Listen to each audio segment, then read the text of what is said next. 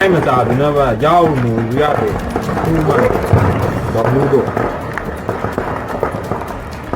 in Manipur's Imphal, cops open fire in the air, firing as mob tries to snatch arms. Curfew relaxation cancelled in Imphal. Sources confirm few civilians injured in the firing.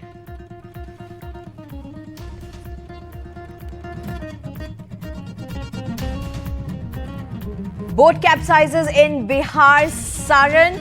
Boat capsizes in Sarayu River. At least 2 people have been killed, 18 are missing.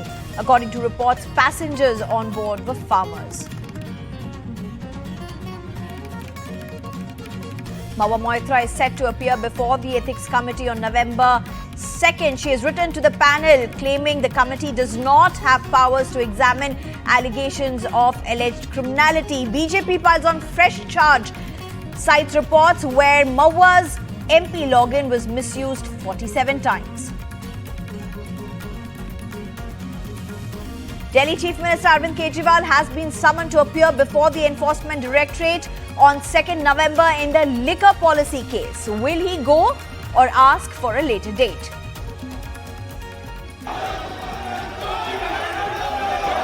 Congress's big Rajasthan challenge, massive protests and fighting, workers spar over tickets, yet to be announced.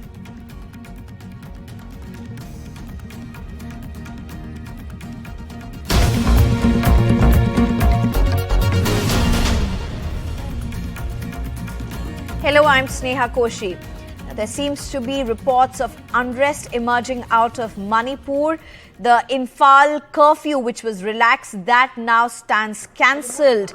There were attempts by a mob to snatch arms, and the cops had to open fire according to the police information that has come in. This unrest has been reported from near the Raj Bhavan in Manipur's Imphal. In fact, police has confirmed that there have been few civilians that have sustained these injuries. Kuki tribal bodies have called for 48-hour shutdown in More. The Committee on Tribal Unity is constrained to impose 48 hours total shutdown in all areas occupied by the Kuki communities with effect from the 2nd November starting from 6 a.m. till the 4th November, 6 a.m. Being joined by my colleague Ratnadeep Chaudhary right now. Ratnadeep, what is the situation? Well, at this moment, as we speak, we are told that the situation remains very tense, although police forces are telling us that they have the situation under control. In this evening, what had happened is that a mob had tried to, loot weapons from the armory. This is something that we had seen in past as well in this months of, violence and unrest that Manipur has seen since May 3rd. And therefore, when these attempts were made, the police had to retaliate. That's what police sources are telling us.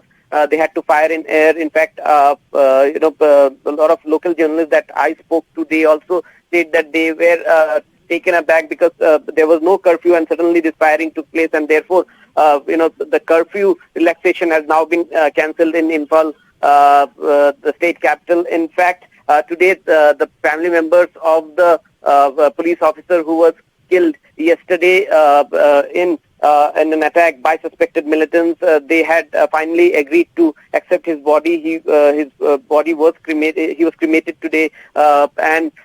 Meanwhile, the state forces were able to enter More in the early hours today, and then operations have started. But this is something which the tribal groups are doing, and therefore several tribal groups from the Kuki Zomi tribes, the Kuki Students Organization, the Committee for Tribal Unity, KOTU, they have called for a 48-hour bandh in the Kuki Zomi dominated areas. That means there would be bandh in the tribal area. So this is something which is seen as a escalation since yesterday after fragile peace we saw in Manipur at least for a month.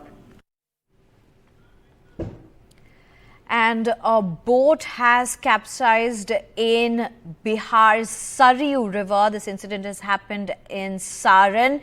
At least 2 people have been killed in this incident and at least 18 people are still missing. इसमें क्या जानकारी primary से आ रही है? अभी हम लोग जो है स्पॉट पे हैं और यहाँ पे जो ग्रामीण हैं उनसे भी हम लोग बात किए हैं और जो बोट पर थे कुछ उन लोगों से भी बात की गई है। उनके द्वारा बताया गया है कि सुबह जो है ये लोग डेली वहाँ पे खेती करने जाते थे और शाम में वापस आते थे और आज इसी क्रम में जो है उस बोट पे करीब जो नाविक थे उसको लगा के जो है वो टोटल 18 और थे, 19 लोग थे। Being joined by my colleague Manish Kumar right now. Manish, what is the situation? According to the district magistrate who is camping at the accident site, so far 2 bodies have been recovered, although the locals are saying that one person who was rescued and while his body was taken to the hospital, so he was declared dead. So the death toll is 3 now, but out of those 12 missing, there were like 14 people who were missing. 6 have been, taken out. They have been, undergoing treatment in the local hospitals. But there are around 10 people who are still missing, and the divers they have been placed into service, and the other, the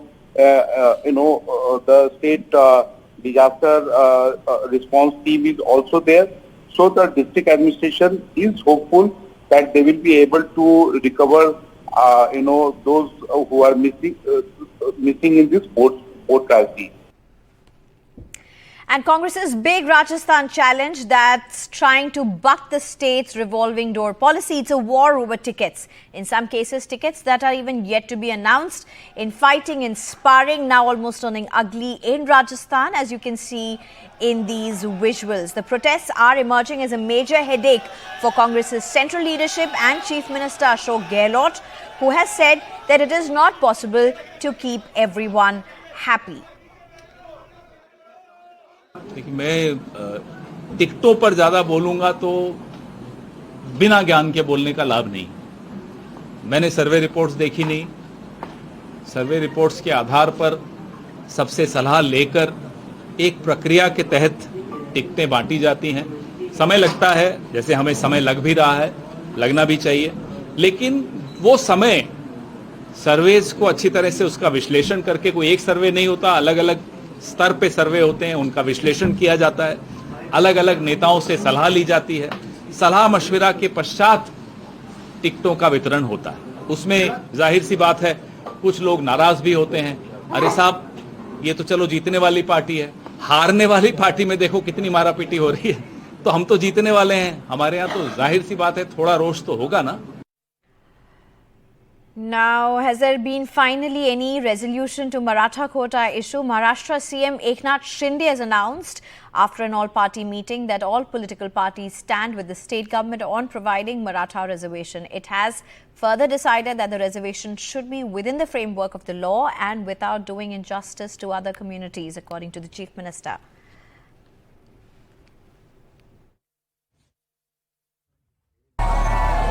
Maharashtra government's efforts to build consensus on the thorny Maratha quota issue.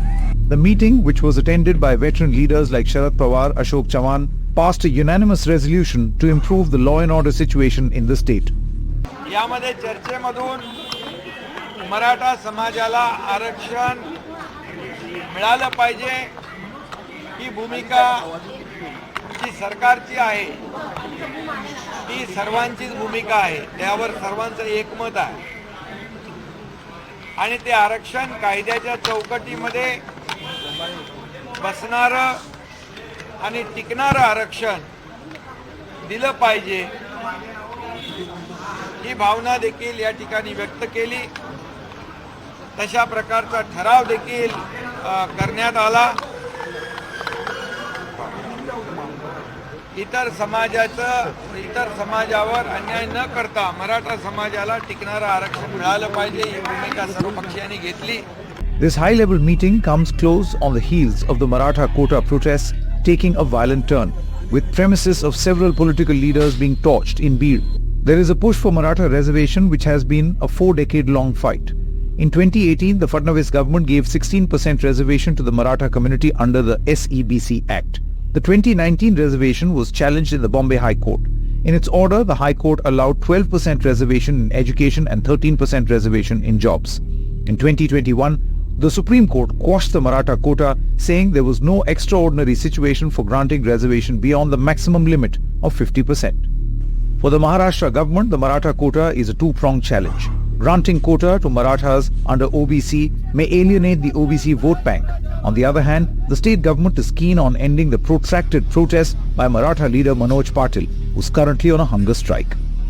हमसे अनुकूल ये रहेंगे, जिसको लेना है इसका दूसरा पर्याय, जिसको लेना है वो ले लो, जबरदस्ती नहीं है, मत लो.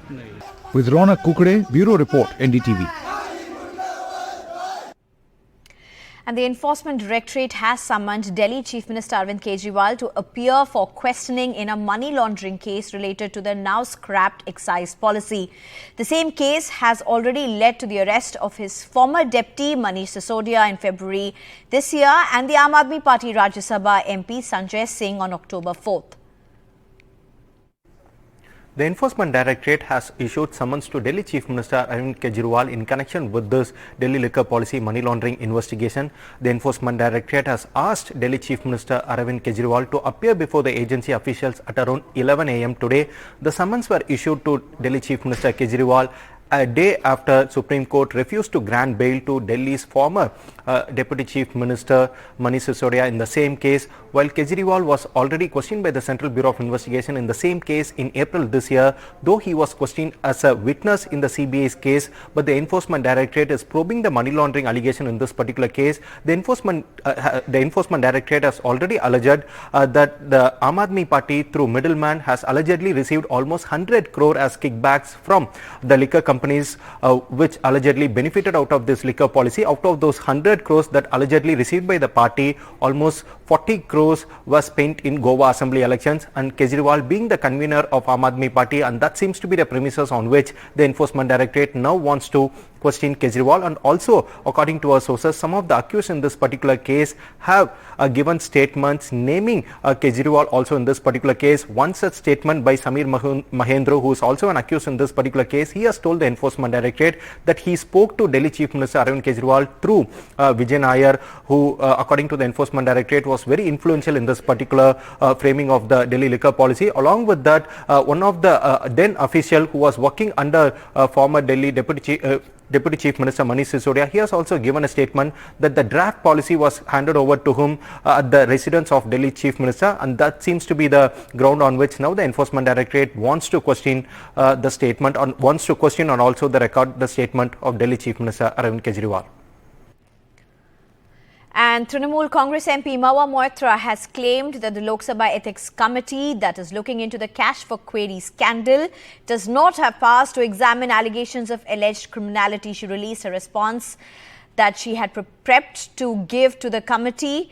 She will be appearing before the Ethics Committee on the 2nd of November. In a letter to the committee chairperson Vinod Kumar Sonkar, Moitra claimed the absence of this power was deliberately kept that way by our nation's founders to prevent misuse of committees by government that enjoy brute majority in parliament. She also repeated her demand to cross-examine businessman Darshan Hiranandani.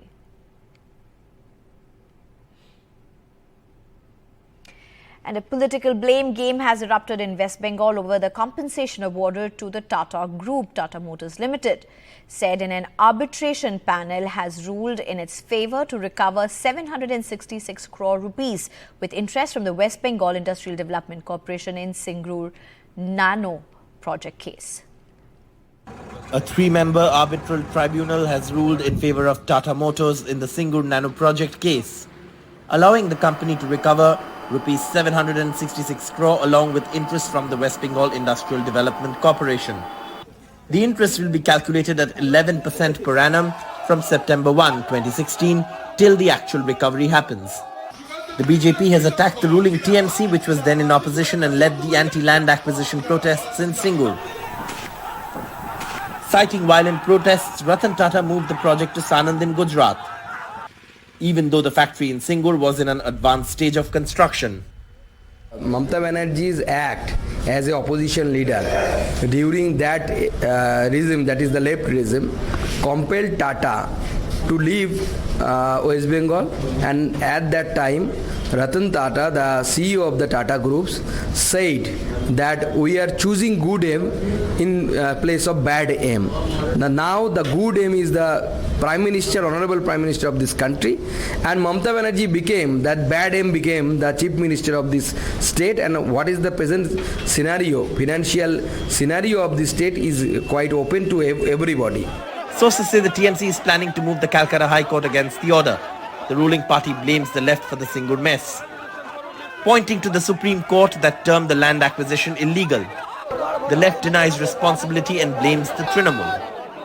When Tata and the Nano factory left West Bengal, an entire generation of young people lost opportunities for jobs, work, and the build-up of an entire economic zone centering Hooghly district.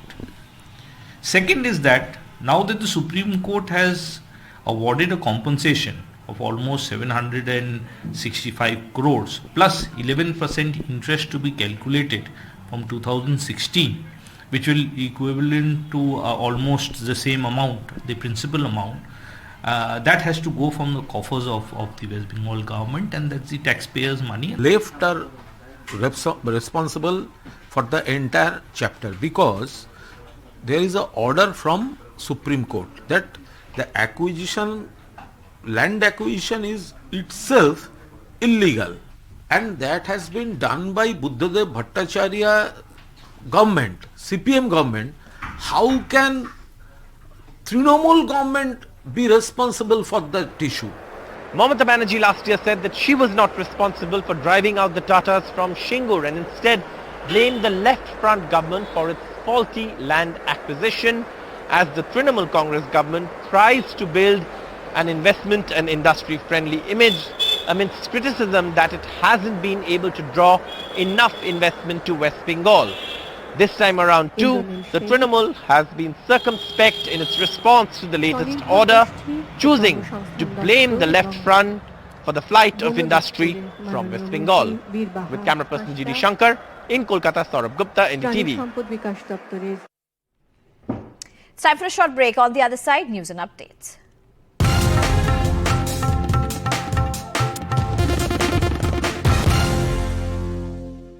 The Rafah crossing from Gaza to Egypt opened for the first time since Israel's siege began. Foreigners and injured Palestinians were allowed to cross over. Hamas's armed wing said that 7 civilian hostages were killed in Israeli airstrikes on Jabalia refugee camp, including 3 foreign passport holders. Israel says it was targeting a Hamas commander and tunnels as the strike on one of the biggest refugee camps led to outrage. Meanwhile, US President Joe Biden tweeted saying, thanks to American leadership, we've secured safe passage to exit Gaza. We expect American citizens to exit, and we expect to see more departures over the coming days. We won't let up working to get Americans out of Gaza. And Iran's Supreme Leader Ayatollah Ali Khamenei called on Muslim states to cease oil and food exports to Israel, demanding an end to its bombardment of the Gaza Strip. The bombings on Gaza must stop immediately. The path of oil and food exports to the Zionist regime should be stopped, is what he has said. راه صدور نفت و ارزاق به رژیم صهیونیستی رو ببندند، همکاری اقتصادی نکنند دولت‌های اسلامی با رژیم صهیونیستی. And Sachin Tendulkar was immortalized inside his own home turf, the Wankhede Stadium, on November 1 as his statue was unveiled at a grand function in Mumbai. Many dignitaries were present at the event to see the cricket legend's statue get unveiled close to the Sachin Tendulkar stand. It is indeed a special moment for me. I remember, I think it was around Feb or so when Mr. Shelar and Mr. Kale both called me on behalf of MCA. They said, we have this thought of having your statue inside the stadium. I was extremely delighted, to be honest. I didn't know how to react. And Mr. Shelar had spoken to me earlier. He said, I will have a word with the MCA committee. And that's when this call happened. I didn't know how to react, to be honest.